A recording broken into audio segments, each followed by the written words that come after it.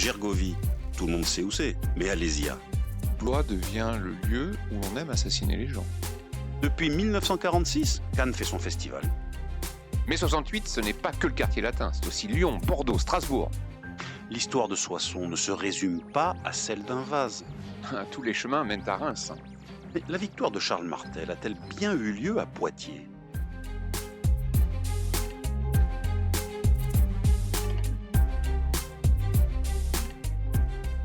Grande date de nos régions, une émission animée par Éric Labaille et Cédric Delaunay. Un podcast ici en région.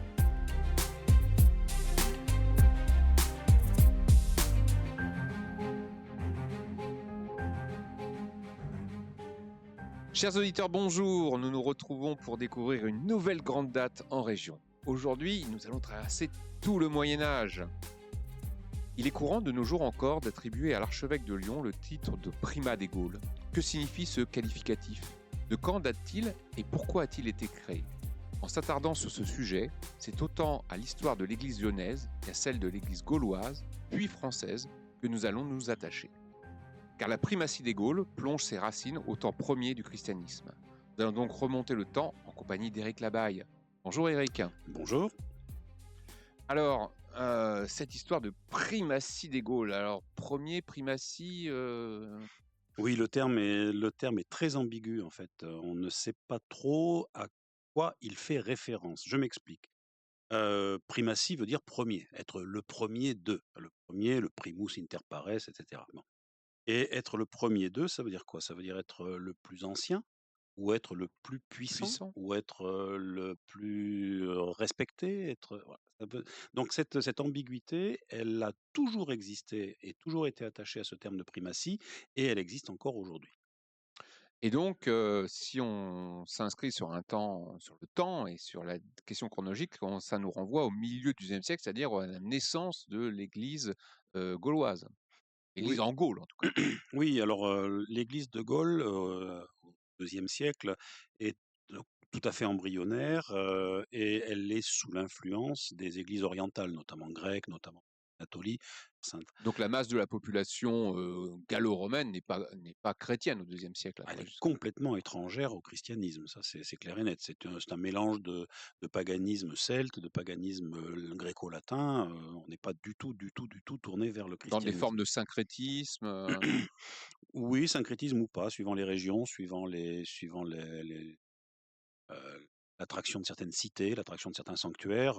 Oui, on est sur entre les deux en fait. Donc le christianisme, c'est plutôt une religion de la Méditerranée orientale au IIe siècle. C'est une religion orientale, et de ce christianisme oriental vont partir à destination de l'ensemble du monde romain des missionnaires, des personnalités qui vont, en s'installant dans les autres provinces de l'Empire, diffuser le christianisme dans ces provinces-là. Et c'est donc là qu'intervient un certain Pothin.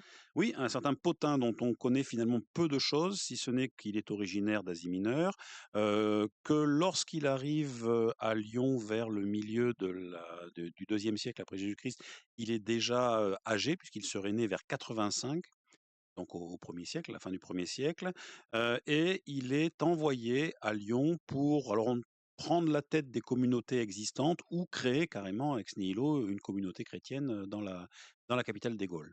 Donc il y aurait déjà des chrétiens avant l'arrivée de Pothin. Dans quels milieux sociaux on les trouve ? Est-ce que c'est des gens qui viennent de l'extérieur, ou est-ce que c'est des Lyonnais pur jus, entre guillemets ? C'est extrêmement difficile à savoir. Il y a de fortes chances pour que les personnes christianisées fassent partie de l'élite, hein, des élites sociales qui sont en contact avec le reste du monde romain et notamment l'Orient. Les élites qui sont souvent traditionnellement plus ouvertes aux nouveautés spirituelles et aux nouveautés politiques. Bref, a priori, donc c'est plutôt des gens des notabilités gallo-romaines. Et peut-être aussi des commerçants, des soldats, des gens qui ont voyagé dans l'Empire, qui ont pu Alors eux, peut-être ce rentrer sont en contact oui, avec eux, ce des sont les chrétiens. vecteurs. Eux, ce sont les vecteurs, oui, ce sont les vecteurs. Par définition, ils passent, hein, d'une garnison à l'autre, d'un comptoir à l'autre, et ils parlent ils racontent, ils transmettent l'information sur cette religion venue de l'Orient. D'accord, donc cette première église lyonnaise qui prend naissance au milieu du IIe siècle après Jésus-Christ, Ça s'étend ensuite le christianisme Non, progressivement? ça reste un phénomène essentiellement urbain jusqu'au 5e siècle, 6e siècle, avant de véritablement gagner les campagnes à partir de la fin de l'Empire romain et du début du Moyen Âge.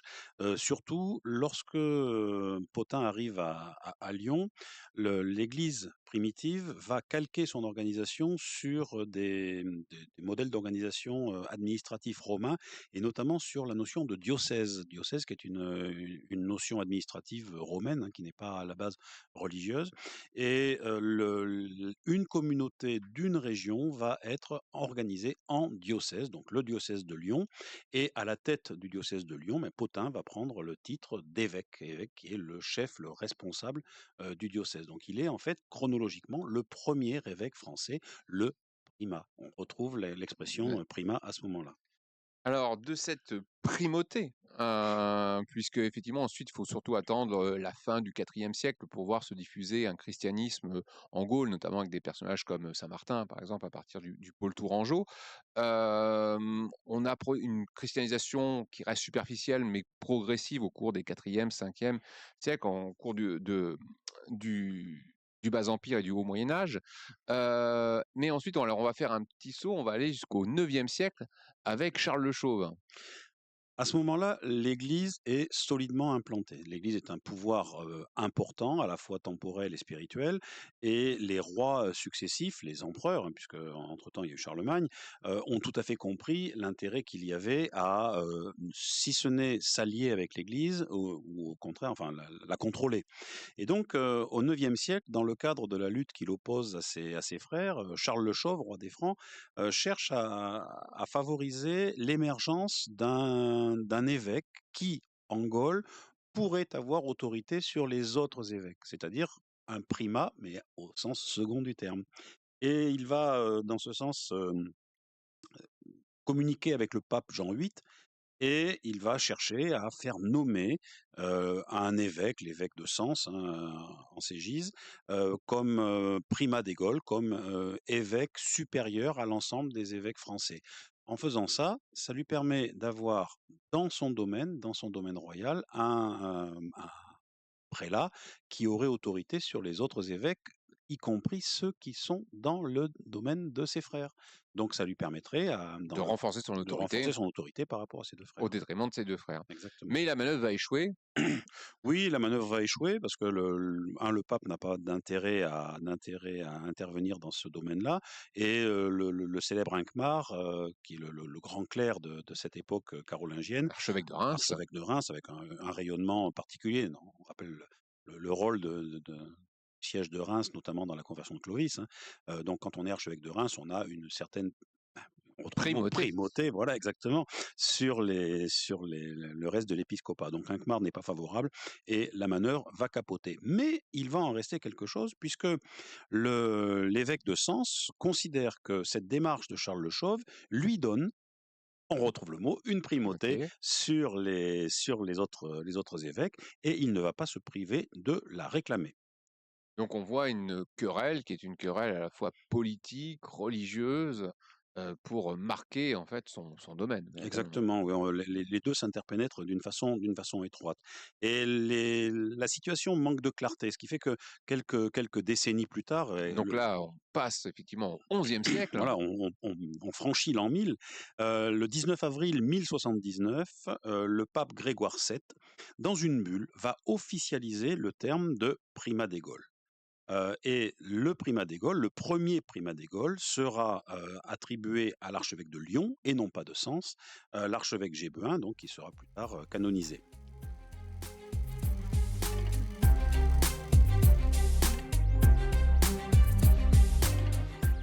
Grande date de nos régions. Un podcast ici en région.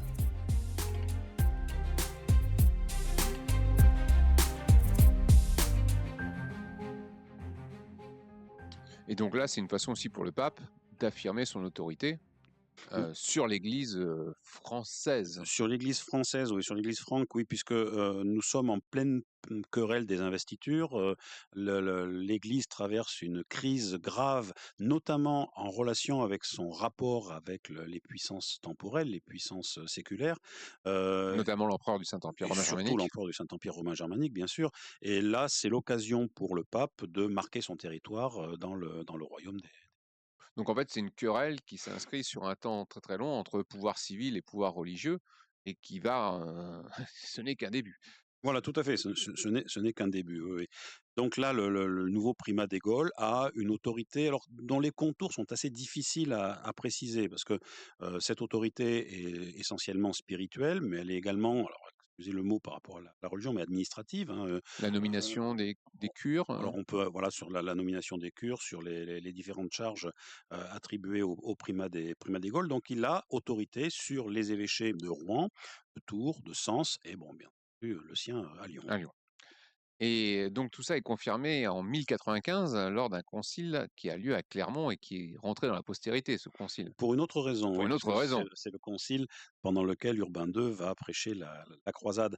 Mais, si le pape Urbain II en 1095 est obligé de revenir sur la nomination du primat des Gaules, c'est que la bulle de 79 n'a pas porté ses fruits, puisque l'archevêque de Sens continue à réclamer sa position de primat des Gaules. Et il faut une deuxième intervention papale pour arriver à clarifier les choses, donc avec cette intervention lors du concile de Clermont. Et donc là, on a l'intervention d'un autre pape, là on est en pleine réforme grégorienne avec l'affirmation du pouvoir papal, avec Calixte II. Calixte II, donc, alors qui lui va donner dans la surenchère, puisque voyant que le conflit entre Sens et Lyon n'était pas tranché et qu'il y avait encore quelques ambiguïtés, lui, il va carrément nommer un primat des primats des Gaules, qui sera, voilà, juste histoire Insurmontable comme argument. insurmontable, ouais, et qui va être transféré à l'archevêque de Vienne, lequel archevêque de Vienne aura primauté non pas sur les évêchés que j'ai déjà cités, c'est-à-dire les évêchés de Tours, Sens, Rouen et Lyon, mais lui aura autorité sur les diocèses de Bordeaux, Auch, Aix, Embrun, Narbonne et Bourges. Et ce primat des primats des Gaules subsistera jusqu'à la Révolution, avec toutes les mesures de réorganisation du pays et de l'Église en 1790. Elle sera purement supprimée. Donc voilà, donc c'est la Révolution française qui va effectivement remettre de l'ordre dans cette histoire-là. Et justement, ce rapport compliqué entre pouvoir civil et pouvoir religieux est une querelle qui n'en monte pas hier. Ah non, pas vraiment, non. Et qui va se compliquer même à la fin du XVIIe siècle, par l'arrivée d'un nouveau personnage qui réclame lui aussi la titulature de primat, c'est l'archevêque de Rouen. Bon, il est vrai que Rouen étant relativement éloigné de Lyon, on peut comprendre qu'il ait envie de prendre une certaine forme d'indépendance et d'affirmer son pouvoir. Donc il va, lui, considérer que la primature n'est pas l'apanage des Lyonnais et que lui aussi doit devenir primat. La question va aller en justice et il va falloir l'intervention du roi en 1702 pour que l'archevêque de Rouen soit déclaré primat, mais primat de Normandie. Ce qui fait qu'il retire des archevêchés, des diocèses répondant au primat des Gaules, le sien, donc l'archevêché de Rouen, est retiré de l'autorité du primat des Gaules. Et jusqu'à aujourd'hui, l'archevêque de Rouen a le titre de primat de Normandie. Et donc, aujourd'hui, dans notre France laïque, dans un pays très largement déchristianisé et sécularisé, qui est le primat des Gaules? Alors aujourd'hui, il est commun de dire que donc c'est le primat des Gaules et l'archevêque de Lyon, hein, ça ne fait plus de débat. Ce n'est aujourd'hui qu'une fonction purement honorifique, hein, qui fait de lui effectivement, lorsque besoin est, lors de conciles, lors de diverses consultations, une sorte d'interlocuteur privilégié du Vatican par rapport à l'ensemble des évêques de France. Mais il n'est pas supérieur au président de la conférence des évêques de France, par exemple. Il n'a pas de pouvoir particulier. C'est un titre honorifique, très envié, hein, très, très recherché. Un titre honorifique qui est largement utilisé à Lyon, puisque la cathédrale est appelée la primatiale.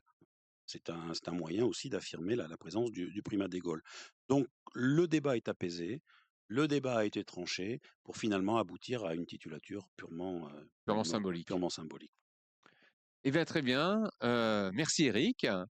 Nous rappelons que vous êtes l'auteur de Grandes dates en lyonnais, disponible dans tous vos points presse et dans votre librairie préférée. Vous y retrouverez cette histoire de la primature des Gaules et bien d'autres encore. Merci. Au revoir. Merci Cédric, au revoir. Retrouvez tous nos podcasts, livres, articles et vidéos sur notre site internet icienregion.fr.